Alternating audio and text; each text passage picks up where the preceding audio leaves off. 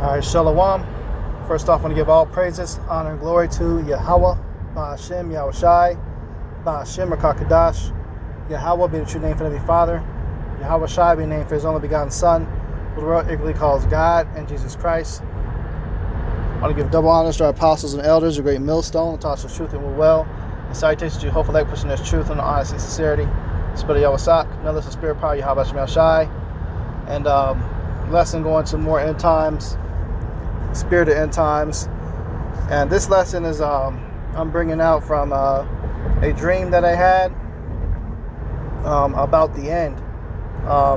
Now the scriptures talk about how the Lord will pour His Spirit out upon all flesh, and your sons and daughters shall see visions and prophesy, roughly paraphrasing. And I believe that through the Spirit this was a prophetic dream, because it lines up to some of the things that we read about within the scriptures of the great economic collapse that's approaching. Okay, so I want to go right into the dream. In the dream, I was kind of like a spectator, as you could say. I didn't physically have any interaction with anyone. It was like I was just kind of going through different places, and no one else could see me or hear me, but I could see everything that was happening, like as if I was watching a movie, but I was in the movie. Okay, and I can't remember how I got there, but basically, in the dream, I ended up in some type of prison. Or entered a prison to see what was going on in there, and I could just, my eyes were seeing what was happening. Again, I wasn't in the jail, but I was, able to see everything that was happening. So as I'm viewing what's going on, I'm kind of floating through the sky in there, and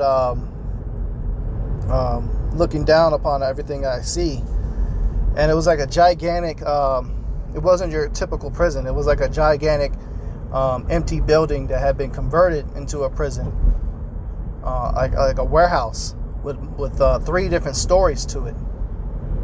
And there was a lot of shipping containers located throughout this warehouse. Okay, inside the containers have been converted to like different prison cells to hold people. And I just remember there being thousands of people in there, man. They were basically captured citizens from the war. Most of the people in there were women. It was for a minute I thought it was like a women's prison, but it was men in there too. And there were, people messing around with each other in there. There was a lot of death, but people were packed in there like sardines, man.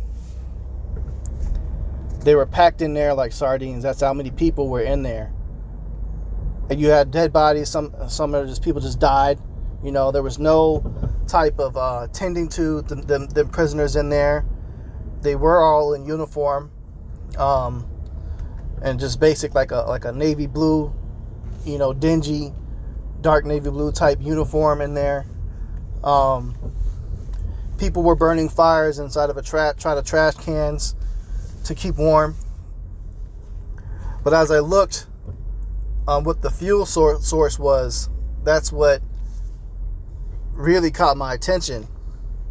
It was money.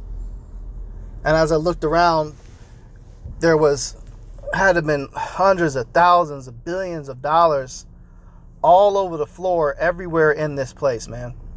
And it was all US dollars. It was all American money. Okay, people were sleeping on it. It was just discarded as trash. It was used as a fuel source. You had people killing each other. You had people having sex up in there. And you had a lot of women in there. And I just remember everyone kind of swaying on like the second floor. Just a big crowd of people just started singing. and kind of swaying simultaneously in a chant as they're singing. And they just had this real sinister but off, zombified smile on their faces. And there's this horror movie that came out called Smile, and that's if you've seen it. And that's kind of the smile that these people had, but they were singing, and they were boasting in being rich and wealthy, but they were all in this prison cell, and there was so much money everywhere. The whole floor in the whole building was covered in cash, and people, like I said, were using it. But then, as I focused on the people that were chanting and singing and kind of swaying in a trance, they were eating cash, man. Because, like I said, there was no food. And people were just cutting up the cash and just eating it, man. And balling up wads of cash and swallowing this money. Because, people were starving. But they were happy about it. It was insane, man. That's the crazy part about it, is they were, they were happy. But, you could tell it was like a sick, demented, twisted sort of happy. Like as if they didn't know the condition that they were in. And there was hundreds of thousands of people in this big ass prison center facility. And it was just crazy. It was very dark. It looked like a scene, part of it looked like a scene as if people were in the Dante's Inferno version of hell. People burning up, bodies everywhere, chanting and singing with all these American dollars, man, and eating this fucking money. It's crazy, man. And the scriptures talk about how, the Lord is going to bring a big economic collapse to Babylon the Great.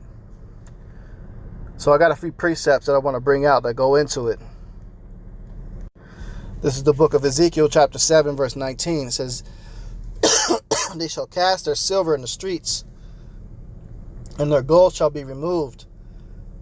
Their silver and their gold shall not be able to deliver them in the day of the wrath of Yahweh. They shall not satisfy their souls, neither fill their bowels, because it is the stumbling block of their iniquity. Which I believe this was the spirit of that vision that I had, man. There's going to be a big collapse that's coming soon, man. Brothers can feel it. This money is going to be made worthless, and it's not going to save these people. And they really think that this country has a future, but they don't know the impending doom and gloom that's getting ready to hit. So they shall cast their silver in the streets, and their gold shall be removed, They're not going to be able to deliver this. It's going to become worthless. All the money is going to become completely worthless real soon.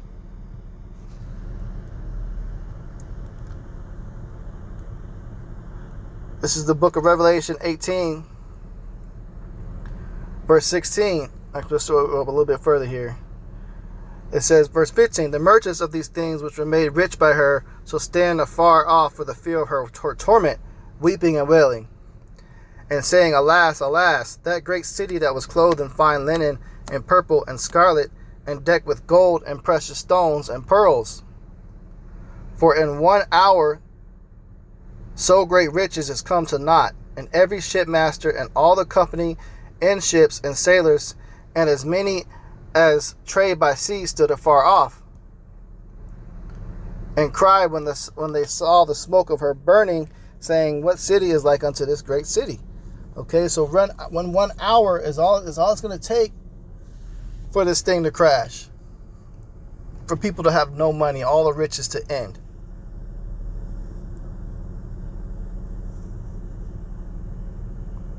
This is Acts 2:17. And it shall come to pass in the last days, saith Yahweh, I will pour out my spirit upon all flesh, and your sons and your daughters shall prophesy, and your young men shall see visions, and your old men shall dream dreams. Okay, so I basically I'm seeing the future of this place in that dream. And as you can see, the couple scriptures that's been brought out, show that the Bible talks about a collapse. Revelation 18:11, and the merchants of the earth shall weep and mourn over her, for no man buyeth their merchandise anymore. So there you go, man. No other countries are going to begin trading with this place anymore. It's going to be done, man. This is the book of Isaiah 42 and 22. But this is a people robbed and spoiled. There are all of them snared in holes, and they are hid in prison houses. They are for a prey, and none delivereth, for a spoil, and none saith restore. Okay? So, seeing all those people in these jails, that's coming too, man. Scriptures talk about how man shall desire to go to a city and shall not be able. It's another one. Judgment is coming to this place in a big way, man. There will be an economic collapse. Brace yourselves, and you better be right with Yahweh Ba'Shem Yahushai to receive that divine intervention for protection in the times to come. So with that, Lord's will, this lesson's edifying. I'm going to close out. Give all praises, honor, glory to Yahweh, Ba'Shem Yahushai, Ba'Shem HaKadosh. Double honor to our apostles, the elders, great millstone, taught us truth and will well. And citation, hopefully I put in this truth and honest sincerity. Shalom.